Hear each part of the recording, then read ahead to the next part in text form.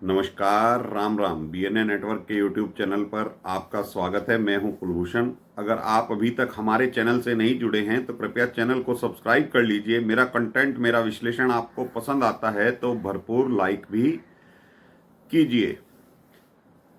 अरविंद केजरीवाल फिलहाल जेल में बंद हैं।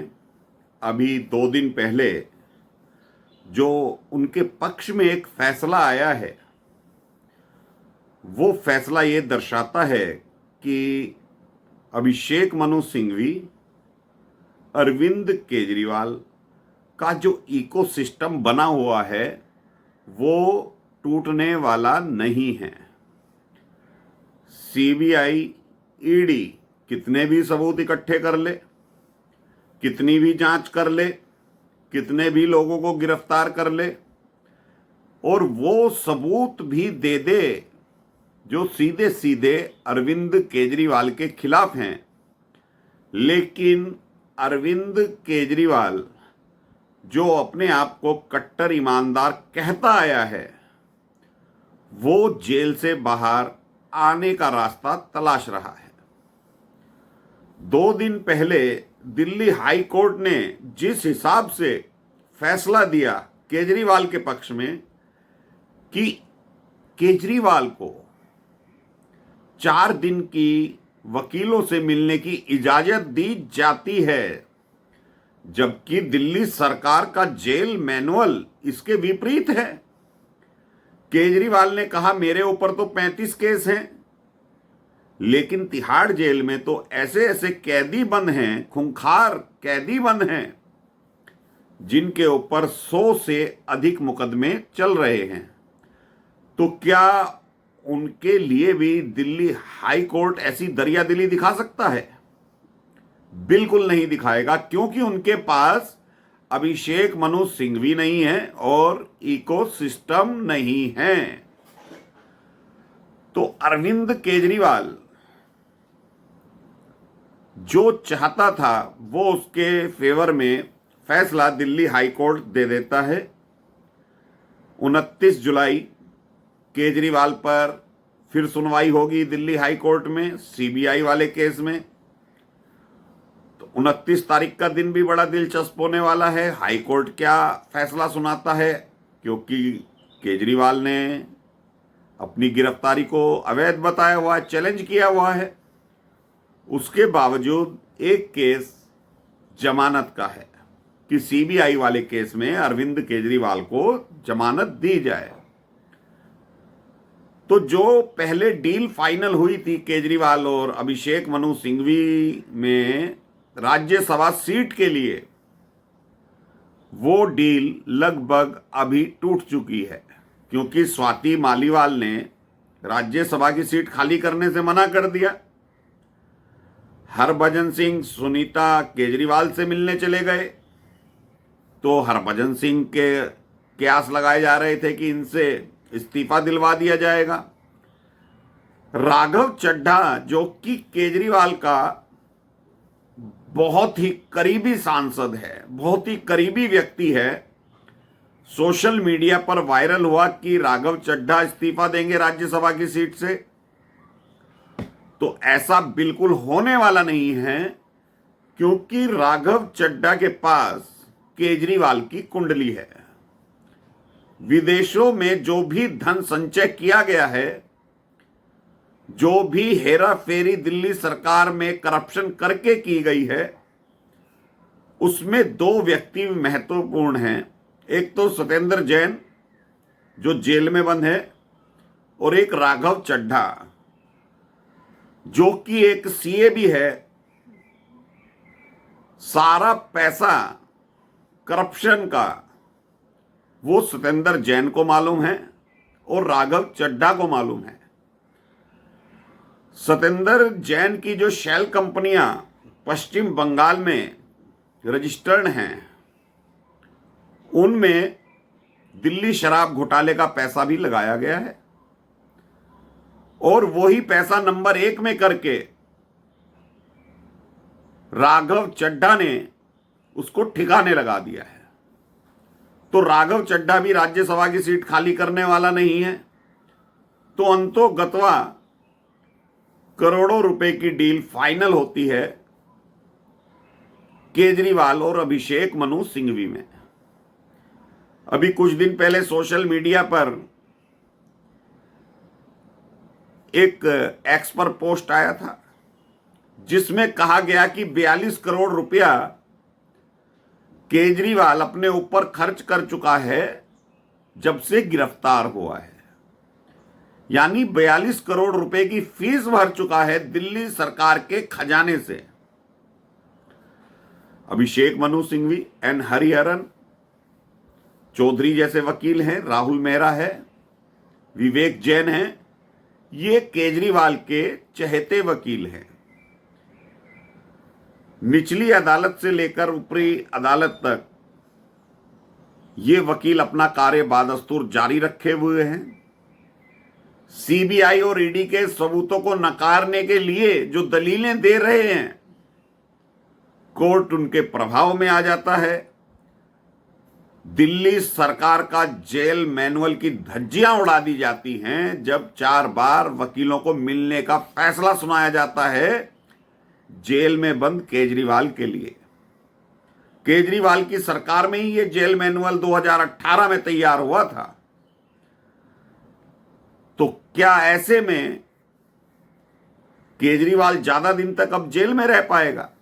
बिल्कुल नहीं रह पाएगा।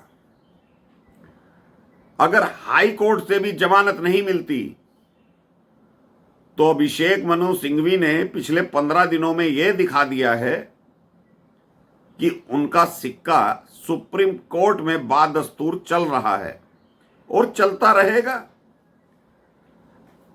सिंघवी को राज्यसभा की सीट चाहिए थी, नहीं मिल पाई, तो पैसे का खेल अब भी जारी है। कल पश्चिम बंगाल की मुख्यमंत्री सुनीता केजरीवाल से मिलने पहुंची उनके आवास पर।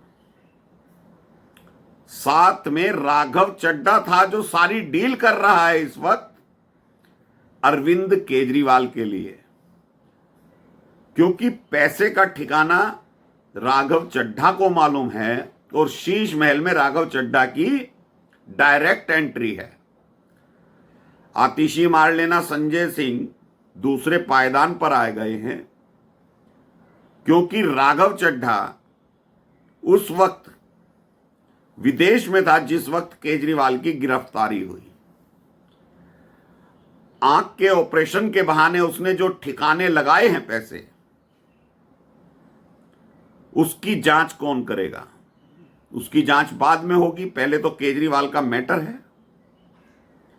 तो ये जो कल साफ साफ दिखाई दे रहा था, जब पिछले दिनों से दिखाई दे रहा है, सोशल मीडिया पर तो लोग बहुत सारी बातें कहते हैं कि राघव चड्ढा इस्तीफा दे देगा, राघव चड्ढा विदेश भाग जाएगा।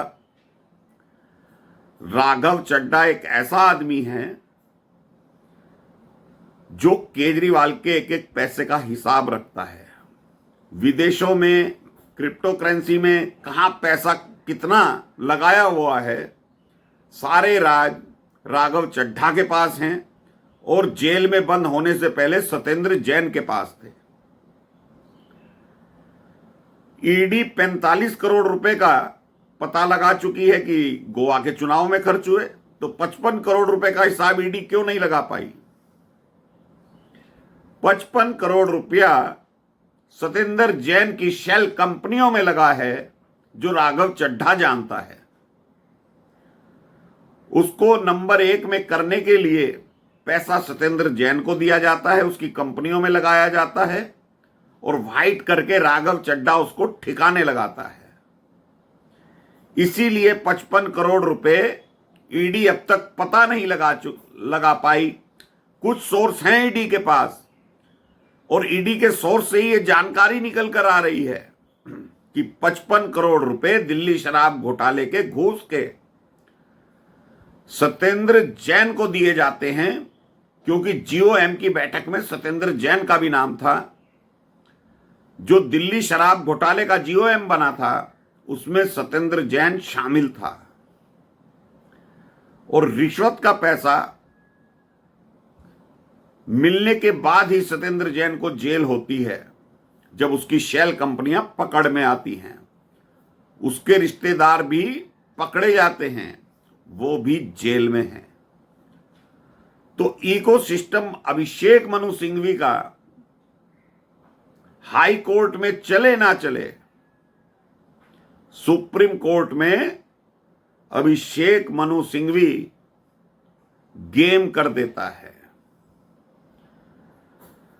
योगी ने जो फैसला लागू किया था कांवड़ भाइयों के लिए, उस फैसले को जज के बदलने की हिम्मत नहीं होती, क्योंकि अभिषेक मनु सिंघवी सामने खड़ा होता है। जज को मालूम है कि योगी का फैसला बिल्कुल जायज है। 2006 का कानून है केंद्र सरकार का, लेकिन अभिषेक मनु सिंघवी सामने खड़ा है, दलील दे रहा है, उसका फेस दिखाई दे रहा है, तो जज महोदय की हिम्मत नहीं होती। ऐसे ही फैसला आता है हल्द्वानी वाले केस में, कपिल सिब्बल जैसे वकील खड़े हो जाते हैं तो इनकी तूती बोलती है। अभिषेक मनु सिंघवी हो, कपिल सिब्बल हो, और 2-4 अन्य वकील हैं, प्रशांत भूषण जैसे, दवे जैसे, इनके खिलाफ सुप्रीम कोर्ट ज्यादातर फैसले नहीं देता। ईडी और सीबीआई को सुप्रीम कोर्ट मसल कर रख देता है आए दिन। तो क्या ईडी और सीबीआई पर अब सरकार ताले लगा देगी? आर्टिकल 21 का सहारा लेकर किसी को भी जमानत दे देता है सुप्रीम कोर्ट, तो केजरीवाल का तो अपराध सुप्रीम कोर्ट की नजर में कुछ भी नहीं है। इसीलिए जस्टिस खन्ना ने अंतरिम जमानत दी 2 बार, दीपांकर दत्ता ने 2 बार अंतरिम जमानत दी।